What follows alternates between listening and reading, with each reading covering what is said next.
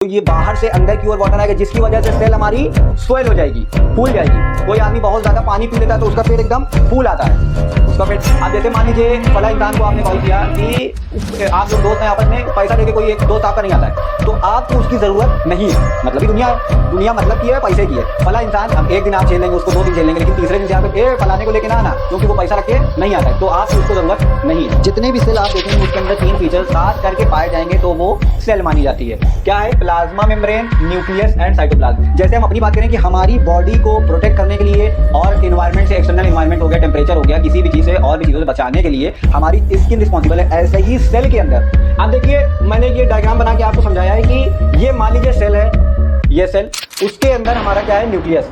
Nucleus में ये double yes, hello everyone, good morning, बैठ जाइए। देखिए, यही होता है ऑनलाइन में कि मुझको इमेजिन करना पड़ता है कि स्टूडेंट मेरे आंखों के सामने है और ज़्यादा बदमाशी करने की किसी की ज़रूरत नहीं है। मैं सामने आप लोग को देख रहा हूँ। जल्दी से आज पेन कॉपी अपनी अपनी उठा लीजिए, क्योंकि जो यहाँ पर मैंने नोट्स बनाया है वो तो बहुत इजी है ही है, लेकिन मैं कितनी चीज़ें अपने मुंह से एक्सप्लेन करूँगा उसको भी आप नोट डाउन कर लीजिएगा। नोट्स बहुत ईजी बनाया मैंने। इससे पहले हम लोग की बात हो चुकी थी discovery and theory of the cell. Today we will going to talk about parts of the cell. हमारा टारगेट क्या रहेगा कि जो सेल के पार्ट हैं उन तीनों को आज कवर करना है। क्या? Plasma membrane, nucleus and cytoplasm. आज हम लोग इन तीनों टॉपिक को कवर करेंगे। पार्ट्स ऑफ द सेल में अगर बात करें हम लोग कि इन 1940 यानी 1940 में क्या हुआ था कि इलेक्ट्रॉन माइक्रोस्कोप डिस्कवर किया गया था, जिसकी वजह से सेल के जो कॉम्प्लेक्स स्ट्रक्चर हैं, जैसे सेल ऑर्गेनेल और पार्ट ऑफ द सेल, इनको पढ़ना बहुत आसान हो गया था। 1940 में इलेक्ट्रॉन माइक्रोस्कोप का क्या होता है कि बहुत ही माइक्रो से माइक्रो चीज़ों को देखने में वो हेल्प करवाता है। इसीलिए सेल के अंदर जो चीज़ें मौजूद हैं, सेल ऑर्गेनेल, माइटोकॉन्ड्रिया हो गया, साइटोप्लाज्म हो गया, ये सब जो सेल के अंदर मौजूद, उनको पढ़ना बहुत आसान हो गया। ठीक, फिर उसके बाद ऑलमोस्ट अब देखिए, ये पॉइंट सबसे ख़ास है कि हर सेल में 3 फीचर मोस्टली पाए जाते हैं। जितने भी सेल आप देखेंगे उसके अंदर 3 फीचर्स खास करके पाए जाएंगे तो वो सेल मानी जाती है। क्या है? Plasma membrane, nucleus and cytoplasm. 3 main feature ये पाए जाते हैं। इसी 3 मेन फीचर पे आज हमारा पूरा टॉपिक चलेगा। सबसे पहले प्लाज्मा मेम्ब्रेन और सेल मेम्ब्रेन, इसकी बात, चाहे इसको आप प्लाज्मा मेम्ब्रेन कहिए या सेल मेम्ब्रेन, ये आउटर मोस्ट कवरिंग होती है हमारी सेल की। जैसे हम अपनी बात करें कि हमारी बॉडी को प्रोटेक्ट करने के लिए और इन्वायरमेंट से, एक्सटर्नल इन्वायरमेंट हो गया, टेम्परेचर हो गया, किसी भी चीज़ से और भी चीज़ों से बचाने के लिए हमारी स्किन रिस्पॉन्सिबल है। ऐसे ही सेल के अंदर क्या होता है? सेल मेम्ब्रेन, या उसी को प्लाज्मा मेम्ब्रेन भी कहा जाता है। तो इसके बारे में हम लोग देख लेते हैं क्या कह रहा है। Outer most covering of the cell, cell की सबसे बाहरी लेयर है, सबसे बाहरी परत है ये क्या करती है? Separate content of cell from its external environment. अब देखिए, अब हमारी बॉडी की स्किन है, तो जितनी भी हमारी चीज़ें पाई जा रही है उसको मैं बॉडी में घुसने नहीं दे रहा हूँ, या वो बॉडी में हमारे नहीं घुस पा रही है, क्योंकि हमारी कवरिंग किससे हो गई है? स्किन से। अगर ये ओपन होती तो कुछ भी आराम से अपना चला जाता, चला आता। ऐसे ही प्लाज्मा मेम्ब्रेन सेल में क्या काम करती है? बाहर की चीज़ों को सेपरेट करती है आपस में, मतलब सेल के अंदर का कंटेंट अलग, बाहर की चीज़ों का अलग। प्रिवेंट करती है some other material which is not necessary for it. अब जैसे मान लीजिए फला इंसान को आपने कॉल किया कि आप लोग दोस्त हैं, आपस में पैसा लेके कोई एक दोस्त आपका नहीं आता है, तो आपको उसकी ज़रूरत नहीं है। मतलब ही दुनिया है, दुनिया मतलब की है, पैसे की है। फला इंसान अब एक दिन आप झेल लेंगे, उसको 2 दिन झेल लेंगे, लेकिन तीसरे दिन से आपका फलाने को लेके ना आना, क्योंकि वो पैसा रख के नहीं आता है, तो आपकी उसको ज़रूरत नहीं है। अब देखिए आपकी थिंकिंग अच्छी है, आप बुलाएंगे, आप बहुत सिंसियर इंसान हैं, बहुत दानी इंसान है, तो आपका एग्जाम्पल अलग हो गया। लेकिन मोस्ट ऑफ द केस में क्या होता है कि यही होता है कि लोग उसको मना कर देते। ऐसा ही सेल क्या करती है, जो हमारे लिए ज़रूरी नहीं है उसको रोक देती है, मना कर देती है, अपने अंदर नहीं आने देती। इसीलिए सेल को सेमी परमिएबल मेम्ब्रेन बोला, सॉरी, सेलेक्टिवली परमिएबल मेम्ब्रेन बोला जाता है, SPM। इसको शॉर्ट में कहते हैं SPM। सेलेक्टिवली परमिएबल मेम्ब्रेन का मतलब सेलेक्ट करती है चीज़ों को कि क्या हमारे लिए ज़रूरी है क्या नहीं है, SPM इसलिए इसको बोला जाता है। और ये मेम्ब्रेन कैसी होती है, फ्लेक्सिबल होती है, ताकि आसानी से अपने एक्सटर्नल इन्वायरमेंट से फूड को इनगल्फ कर ले। बहुत से लोग क्या होते हैं, बहुत अट्रैक्टिव दिखते हैं, बहुत ही दौलतमंद या बहुत पैसे वाले होते हैं, तो वो लोगों को अपनी तरफ खींच लेते हैं। ऐसे ही सेल मेम्ब्रेन या प्लाज्मा मेम्ब्रेन होती है सेल के अंदर, जो फूड को इनगल्फ करती है, मतलब फ्लेक्सिबल होती है, हार्ड नहीं होती। फ्लेक्सिबल होगी तो अपने अंदर खट से करके फूड को पकड़ लेगी आसानी से। ठीक, अब देखिए हम बात करते हैं डिफ्यूजन और ऑस्मोसिस को लेके बहुत लोगों को कंफ्यूजन होती है कि ये वर्ड की एग्जैक्ट मीनिंग क्या है। देखिए डिफ्यूजन वर्ड यूज होता है सिर्फ गैस के लिए। गैसियस एक्सचेंज होगा तो वो डिफ्यूजन में होगा, और वाटर का मूवमेंट यानी गैसियस मूवमेंट कह लें आप, या गैसियस एक्सचेंज कह लें, या वाटर का मूवमेंट कह लें। वाटर का मूवमेंट ऑस्मोसिस कहलाता है और गैस का मूवमेंट कहलाता है डिफ्यूजन। बिल्कुल आसान कर दिया। अब डिफ्यूजन को हम समझ लेते हैं, सेल के अंदर डिफ्यूजन होता क्यों है। ठीक, डिफ्यूजन क्या है, movement of substance from higher concentration to lower concentration.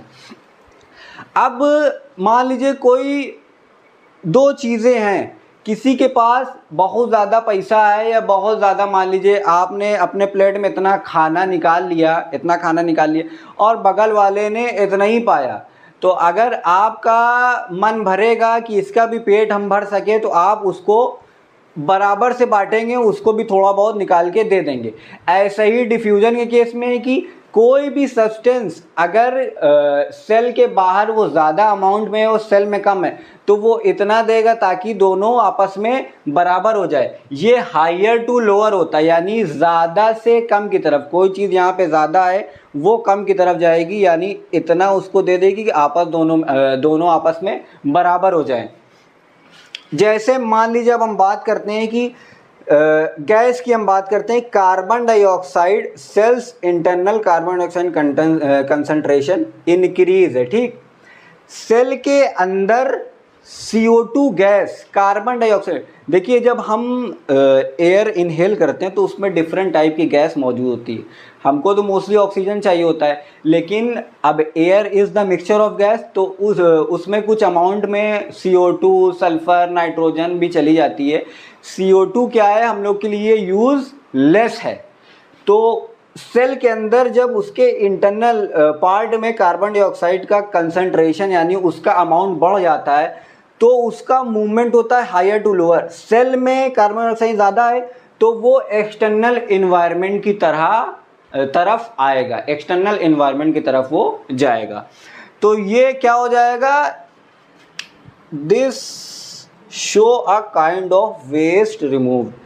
तो ये डिफ्यूजन एक चीज़ और क्या शो करता है, वेस्ट को हटाने की प्रोसेस शो करता है, वेस्ट रिमूव करने की प्रोसेस शो करता है। ठीक, अब हम लोग बात करने वाले हैं कि देखिए ये स्टार पॉइंट है डिफ्यूजन के बारे में, कि डिफ्यूजन इंपॉर्टेंट रोल प्ले करता है गैसियस एक्सचेंज में, जैसे कि मैंने स्टार्टिंग में ही आपको ये बात बताई। Between the cell as well as its external environment, cell के बीच में और सेल के बाहरी इन्वायरमेंट, सेल के बाहरी माहौल, उसके बीच में ये एक इम्पॉर्टेंट रोल प्ले करता है गैसियस एक्सचेंज का, यानी गैस लेने देने का काम करता है डिफ्यूजन। अब हमारी बात आती है ऑस्मोसिस की। अभी मैंने बताया डिफ्यूजन और ऑस्मोसिस में डिफरेंस क्या है, ये वाटर से रिलेटेड है, वो गैस से रिलेटेड है। अब देख लीजिए आप यहाँ पर आपके सामने लिखा भी हुआ है, water also obeys the law of diffusion, the movement of water molecule through plasma membrane. Water भी क्या रूल फॉलो करता है, डिफ्यूजन का, मतलब डिफ्यूजन की तरह वो भी काम करता है। क्या होता है कि higher concentration to the lower concentration. अब मान लीजिए इसमें 3 प्रोसेस होती है, ऑस्मोसिस में 3 प्रोसेस होगी, hypotonic, hypertonic and isotonic. Hypertonic यहाँ पे पूरा कर लीजिएगा, हाइपरटोनिक, ठीक। हाइपरटोनिक, हाइपोटोनिक, हाइपोटोनिक में क्या होता है, मान लीजिए सेल्स एक्सटर्नल कंसंट्रेशन बढ़ा हुआ है, सेल का एक्सटर्नल कंसंट्रेशन बढ़ा हुआ है, मान लीजिए वाटर सेल के बाहर ज़्यादा है तो वो मूव करेगा सेल के इंटरनल कंसंट्रेशन की तरफ या इंटरनल पार्ट में आके उसका कंसंट्रेशन बढ़ा देगा। सेल है ये, मान लीजिए सेल है, सेल इसके बाहर वाटर खूब मौजूद है लेकिन सेल में कम है, तो ये बाहर से अंदर की ओर वाटर आएगा जिसकी वजह से सेल हमारी स्वेल हो जाएगी, फूल जाएगी। कोई आदमी बहुत ज़्यादा पानी पी लेता है तो उसका पेट एकदम फूल आता है, उसका पेट एकदम फूल आएगा, तो उसको हम कहते हैं हाइपोटोनिक। इस प्रोसेस को सेल स्वेल हो जाती है। हाइपरटोनिक इसका जस्ट अपोजिट है, हाइपरटोनिक अपोजिट है। अब मान लीजिए हमारा पेट फूला है, हम हाइपोटोनिक की प्रोसेस में है ऑस्मोसिस की, अब हमारा पेट पिचक जाएगा यानी श्रिंक हो जाएगा, यानी पानी पेट से बाहर हो जाएगा। सेल के अंदर से पानी बाहर निकल जाना वो कहलाता है हाइपरटोनिक। तो जब सेल के अंदर से पानी बाहर निकल जाएगा तो वो सेल कैसी हो जाएगी, श्रिंक हो जाएगी। कैसी हो जाएगी, श्रिंक हो जाएगी। गुड, बिल्कुल सही आंसर दिया। पता नहीं दिया है कि नहीं दिया, लेकिन मैं एक अपने मन में एक्सेप्शन सोच रहा हूँ या थॉट हमारे मन में आ गई कि आपने दे दिया सही आंसर, ठीक। हाइपरटोनिक अपोजिट होता है इसके, हाइपोटोनिक के सेल विल श्रिंक यानी सिकुड़ जाएगी, ऐंठ बरर जाएगी सेल। अब बात आती है आइसोटोनिक। आइसोटोनिक में क्या होता है, कोई मतलब है ना, मतलब अपना चले जा रहे हैं ना, कोई मोहल्लेदारी से मतलब ना घर वालों से मतलब, इसको कोई आइसोटोनिक को मतलब ही नहीं, नो मूवमेंट नो इफेक्ट। चलिए अब जल्दी से अब हम लोग बात करते हैं न्यूक्लियस के बारे में। अब इसको आप एक बार नोट कर लीजिए। मैं बार बार सामने आया जा रहा था, कमेंट में चिल्लाते फिरेंगे आप कि सर आप बहुत ज़्यादा सामने आ रहे, दिखाई नहीं दे रहा।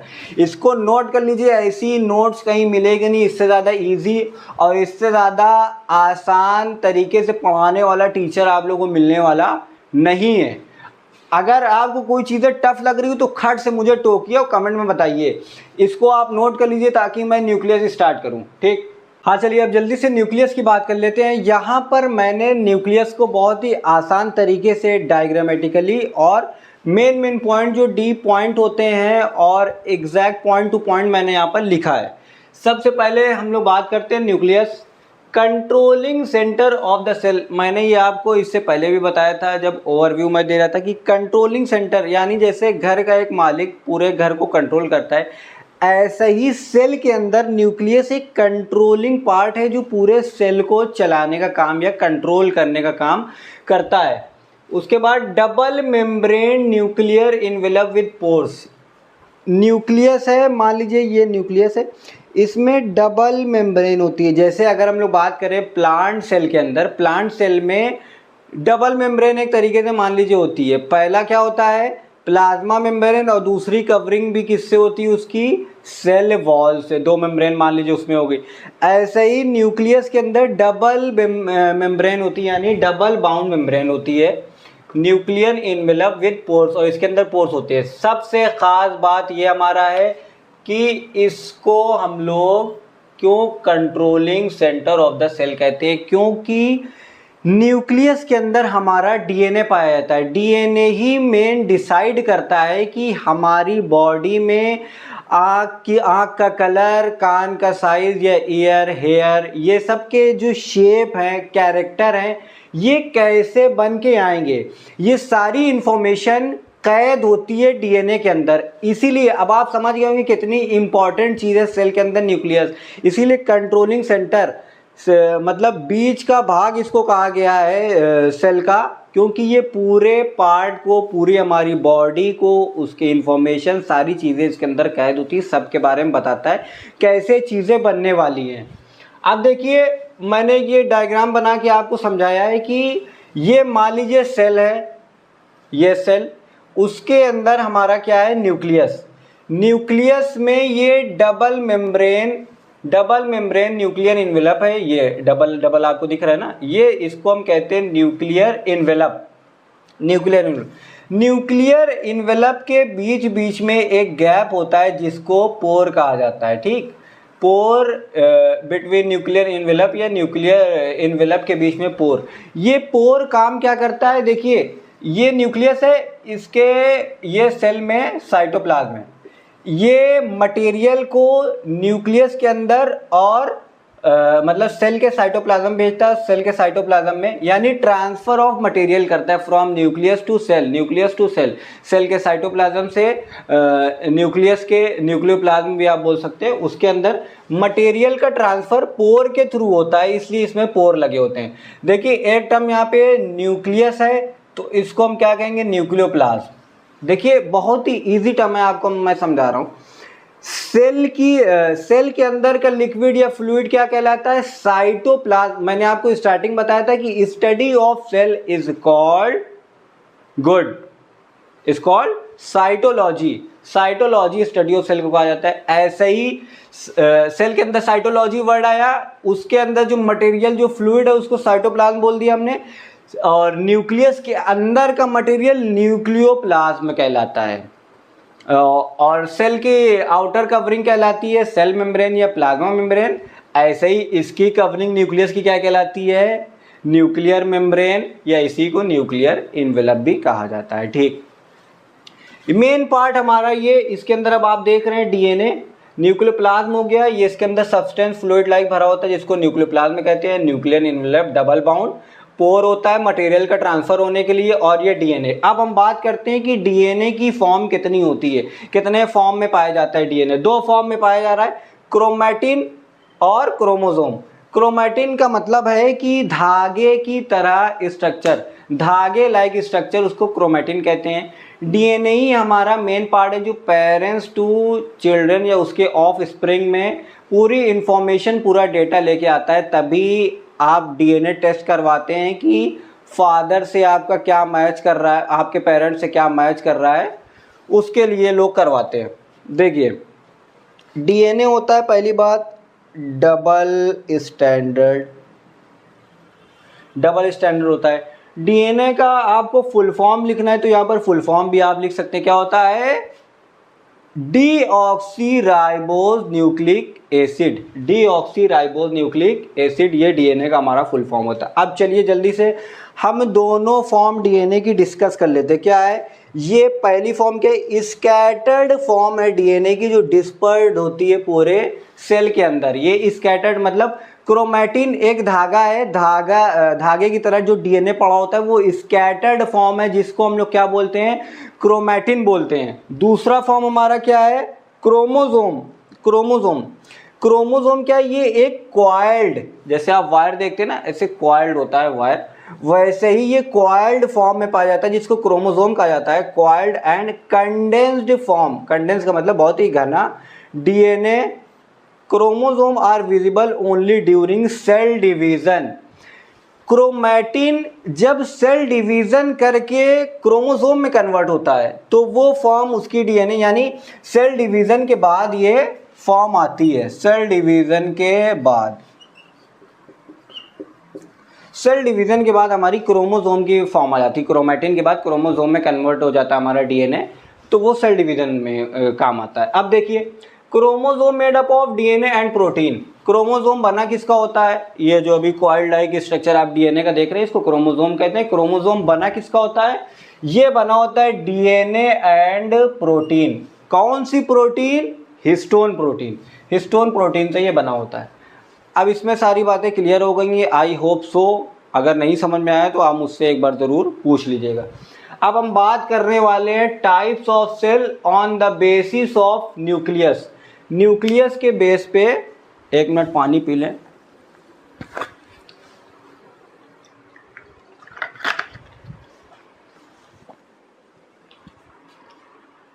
हलक भी सूखने लगता है ना, आप जैसे लोग को पढ़ाते पढ़ाते।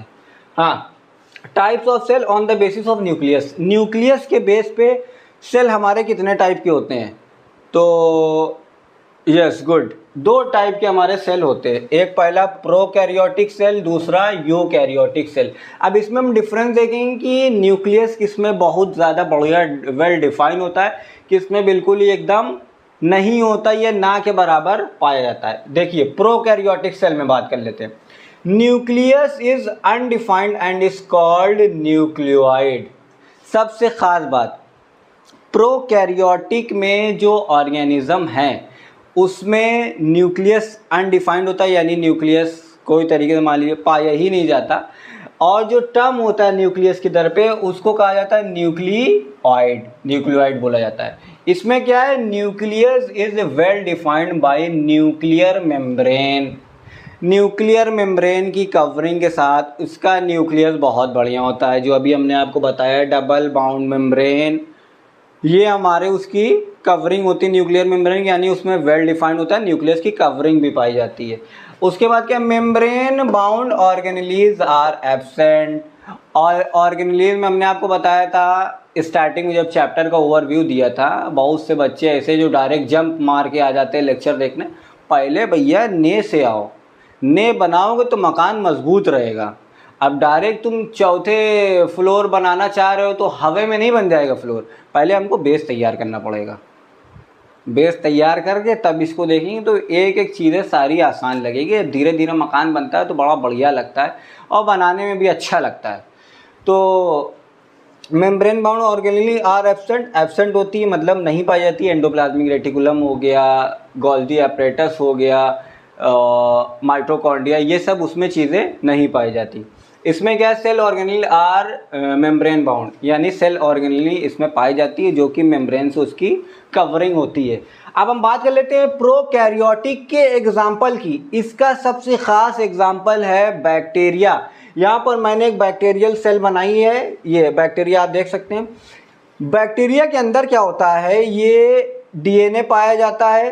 डीएनए यहीं पे खास बात है जो अभी मैंने ये ऊपर मेंशन किया, न्यूक्लियोइड। जहाँ जिस जगह पर बैक्टीरिया के अंदर डीएनए पाया जाता है उसी जगह को, कहीं भी मान लीजिए डीएनए इधर है इधर है, जिस जगह पे वो अपनी जगह ले लेता है उसको हम कहते हैं न्यूक्लियोइड।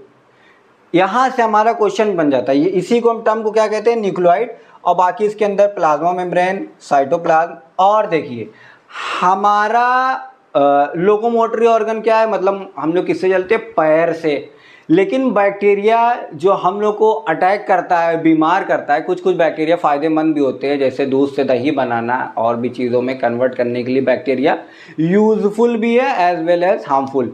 लेकिन जो हम लोग को नुकसान दे देते हैं वो कैसे चल के आते हैं, अपने फ्लैजिला के थ्रू। मूवमेंट किससे करते हैं, हमारे फ्लैजिला से मूव करते हैं। ठीक, अब हम लोग बात करने वाले हैं साइटोप्लाज्म। अब हम लोग बात करते हैं साइटोप्लाज्म की। बहुत ही मेन पॉइंट मैंने यहाँ पर मेंशन किया है ताकि आसानी से आपको चीज़ें याद हो जाए, और बहुत ही ब्रीफ है। क्या होता है, ये fluid inside the plasma membrane, यानी जो सेल की प्लाज्मा मेम्ब्रेन है उसके अंदर का सारा फ्लूइड क्या कहलाता है, साइटोप्लाज्म। यस। और दूसरा पॉइंट क्या, contain cell organelle. Cell organelle जैसे आपका माइटोकॉन्ड्रिया है, गोल्गी एपरेटस है, राइबोसोम, ये सबको अपने अंदर ये जकड़ के रखता है, एक दूसरे से इधर उधर स्कैटर्ड नहीं हो। ठीक। Help exchange of material, material का एक्सचेंज करता है, जो भी मटेरियल आना जाना ये सब का एक्सचेंज के लिए रिस्पॉन्सिबल होता है।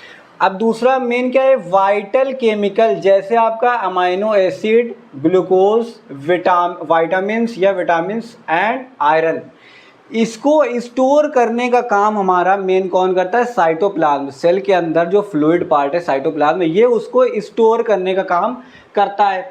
Site of certain metabolic pathway, यहाँ पर बहुत सारी मेटाबॉलिक पाथवे का रास्ता है जहाँ से होके चीज़ें गुजरती है, जैसे हमारा ग्लाइकोलिसिस। ग्लाइकोलिसिस, ग्लाइको मतलब ग्लूकोज, लिसिस का मतलब ब्रेकडाउन। ब्रेकडाउन ऑफ शुगर या ग्लूकोज, यहाँ पर रिस्पॉन्सिबल है कौन, साइटोप्लाज्म। अब देखिए मान लीजिए ये हमारी सेल है, ये सेल है, गोल्गी एपरेटस है, मान लीजिए गोल्गी एपरेटस। ठीक, गोल्गी एपरेटस। और मान लीजिए राइबोसोम इधर उधर पड़ा हुआ है, राइबोसोम ये सब, और माइटोकॉन्ड्रिया, माइटोकॉन्ड्रिया ये सबको होल्ड करके रखता है कौन? फ्लूइड पार्ट हमारे पूरे सेल में जो मौजूद है, जिसको हम क्या कहते हैं? साइटोप्लाज्म। ये होता है साइटोप्लाज्म। अब हमने एक चीज़ और जो छोड़ दी थी अभी, छोटा सा पार्ट है ये भी, सेल वॉल। सेल वॉल के ऊपर हम बात करते हैं कि सेल वॉल क्या होती है। ये सिर्फ और सिर्फ प्लांट सेल में मौजूद होती है, प्लांट सेल के अंदर पाई जाती है, ठीक। Present outside the plasma membrane. मान लीजिए ये हमारी सेल है, उसकी आउटर कवरिंग यानी प्लाज्मा मेम्ब्रेन के बाहरी वाला पार्ट, ये पीएम है, तो उसके बाहरी वाला पार्ट क्या कहलाता है? Cell wall. सेल वॉल कहलाता है, ठीक। Mainly compose of cell wall. ये हमारी बनी किसकी होती है? Complex substance provide structural strength to plants. Cellulose की बनी होती है जो स्ट्रक्चरल स्ट्रेंथ यानी इसका एक स्ट्रक्चर शेप प्रोवाइड करवाता है, और ये एक रिजिड स्ट्रक्चर होता है जो हमारी प्लाज्मा मेम्ब्रेन को प्रोटेक्ट करता है। प्लांट के अंदर सिर्फ पाई जाती है। और ये क्या होता है? एक डेड पार्ट होता है, डेड पार्ट होता है। सेल वॉल हमारा कैसा पार्ट है? डेड